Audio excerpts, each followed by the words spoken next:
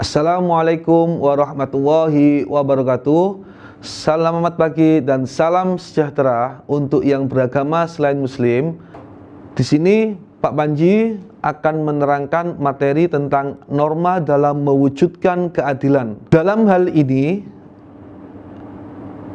norma dalam kehidupan bermasyarakat, salah satu contoh yang ada pada kesempatan pagi hari ini adanya pengaturan anak-anak, pengaturan tentang sistem ganjil dan genap, pengaturan tentang sistem jalan raya.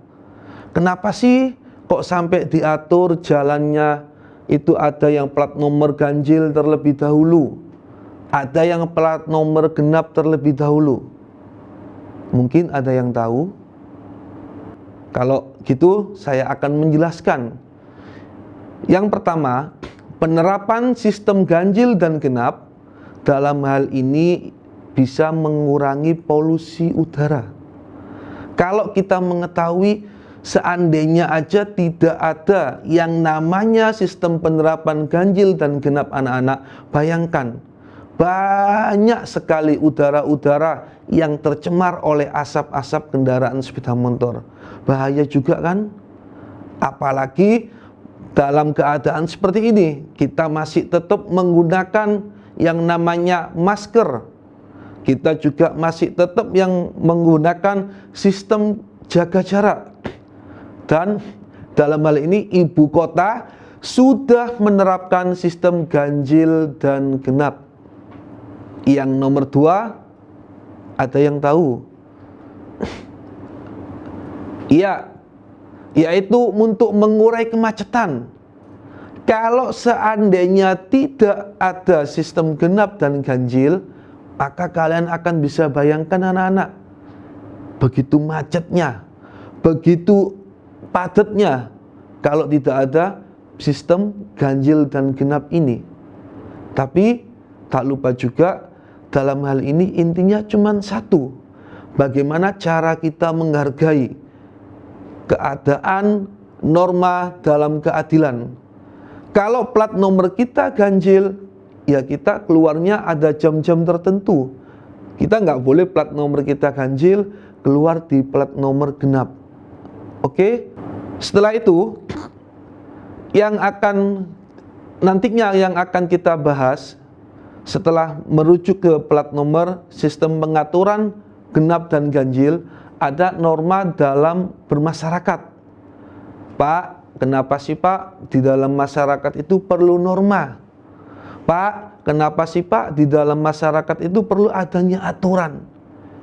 Coba anak-anak, kalau kalian nggak memakai norma, mungkin kalian akan bersikap dan bertingkah laku sesuai dengan keinginan kalian. Kalian menyalakan musik secara keras di siang hari, kalian membunyikan klakson di malam hari dengan keras, itu kan juga mengganggu juga. Kalau kita lihat di dalam norma agama anak-anak, bahkan dalam hal ini kalau kita kaitkan antara agama dengan Pancasila, sangat erat. Sebelum kita melanjutkan kepada hakikat norma dan ciri-ciri norma, maka yang dikatakan dengan norma sendiri kalau kita garis bawahi adalah aturan atau kaidah yang ada dalam masyarakat. Yang pertama, kalau kita mengerti norma berdasarkan sumbernya, ada norma agama, ada norma kesusilaan, ada norma kesopanan, serta norma hukum. Pak, kalau seandainya di Indonesia ini tidak ada agama, bagaimana Pak? Pak, kalau di negara kita tidak menggunakan norma kesopanan, apa yang terjadi Pak pada generasi kita Pak? Pak, kalau di Indonesia tidak dilaksanakan hukum yang tepat, maka akan jadi apa negara kita Pak? Oke nak, kalau itu pertanyaan dari kalian, Pak Panji akan menjelaskan satu persatu. Indonesia kalau tidak ada agama mungkin tidak akan mengenal aturan. Kalau kita ketahui norma agama ini yang menerangkan tentang melaksanakan perintah dan menjauhi larangan. Berkaitannya langsung dengan siapa, Pak? Kepada Tuhan. Dan kalau kita paham norma kesusilaan, Pak. Apa sih, Pak, norma kesusilaan itu, Pak? Kaitan eratnya bagaimana, Pak, ya? Norma kesusilaan itu. Norma kesopanan, norma hukum. Keempat norma ini sangat erat sekali hubungannya dengan keadilan. Kalau tidak ada keempat norma ini, keadilan tidak akan ada. Oke? Bisa kita lanjutkan untuk yang berikutnya, anak-anak. Fungsi norma dalam mewujudkan keadilan sebagai petunjuk arah dalam bersikap dan bertindak. Nah, kalau norma ini sebagai petunjuk arah, maka kita dalam bertindak juga harus berhati-hati. Kita juga harus menghargai. Ada hak-hak orang lain yang harus kita hargai. Kita nggak boleh semau kita sendiri. Bahkan kalau kita lihat tentang sistem pengendalian perilaku di masyarakat. Di masyarakat itu juga ada yang namanya RT, RW, Karang Taruna. Fungsi kita di Karang Taruna. Saat diri kita ikut di Karang Taruna, maka kita mengetahui. Saya bisa berorganisasi, saya bisa ikut seperti ini, saya bisa mengikuti kegiatan yang baik, asalkan tetap dalam keadaan yang positif. Manfaat menjalankan norma dalam masyarakat, anak-anak. Yang pertama, kesadaran akan terwujud.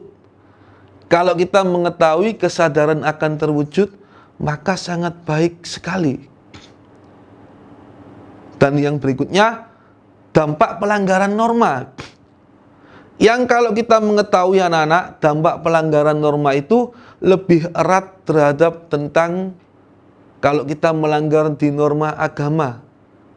Jadi Pak Panji akan menggambarkan norma agama langsung hubungannya erat dengan Tuhan Yang Maha Esa. Dampaknya, sanksinya langsung di situ. Norma hukum, sanksinya bagaimana, Pak? Langsung kita berkaitan dengan hukum tersebut. Norma kesopanan, sanksinya kita dengan individu tersebut. Norma kesusilaan juga sama. Dari sini kalian bisa memahami. Selanjutnya, anak-anak, untuk yang berikutnya, menegakkan norma dalam kehidupan sehari-hari. Jadi norma ini perlu, Pak, perlu. Kalau nggak perlu, nggak akan diciptakan yang namanya norma, nak. Terus bagaimana, Pak? Ya tetap kita menjalankan aturan sesuai dengan kaidah-kaidah yang ada. Mengerti ya, nak? Oke, lanjut anak-anak.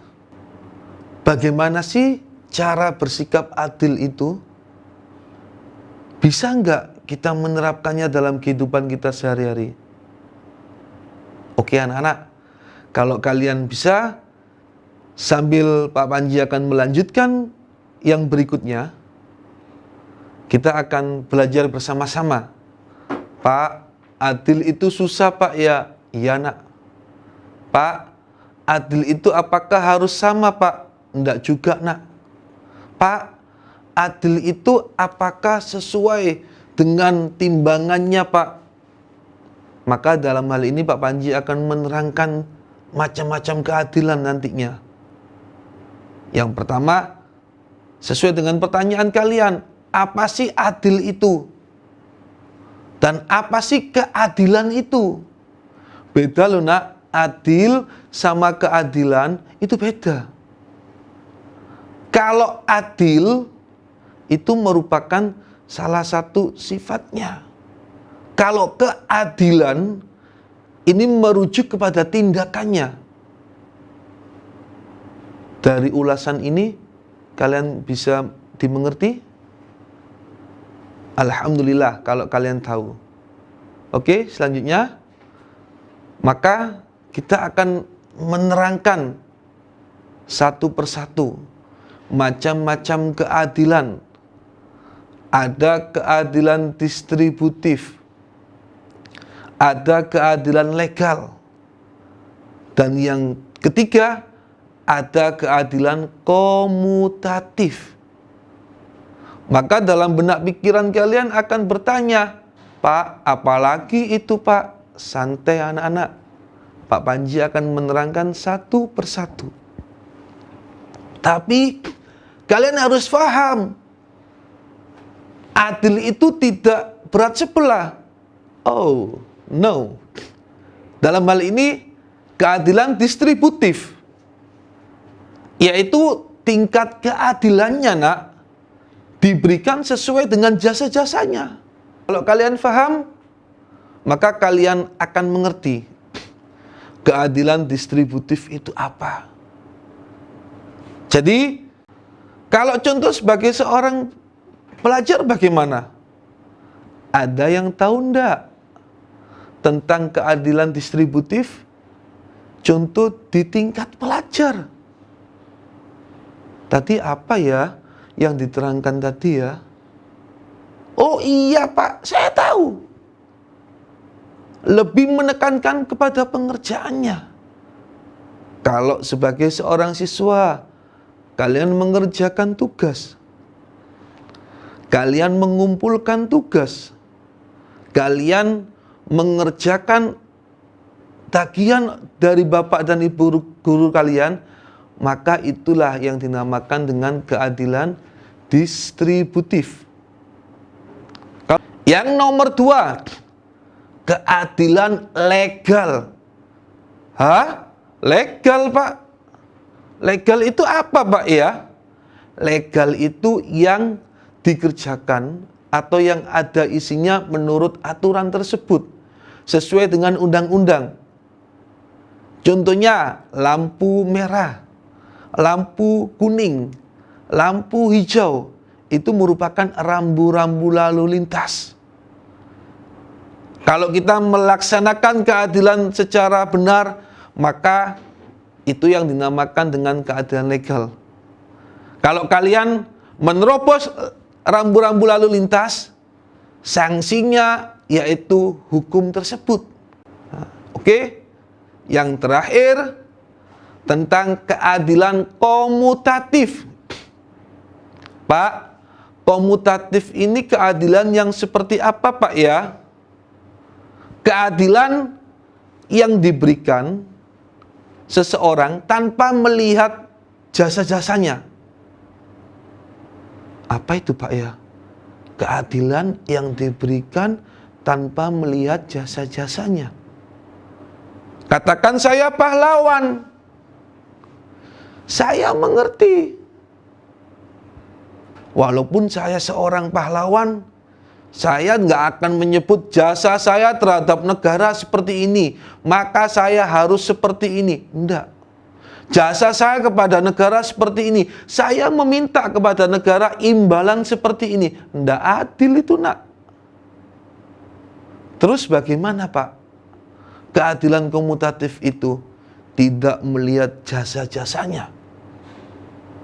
Itulah yang dinamakan dengan keadilan komutatif. Oke anak-anak, saya akhiri pertemuan pada kesempatan pagi hari ini. Apabila Pak Panji ada tutur kata yang kurang berkenan dalam hal penyampaian materi, Pak Panji atas nama pribadi mohon maaf yang sebesar-besarnya. Assalamualaikum warahmatullahi wabarakatuh.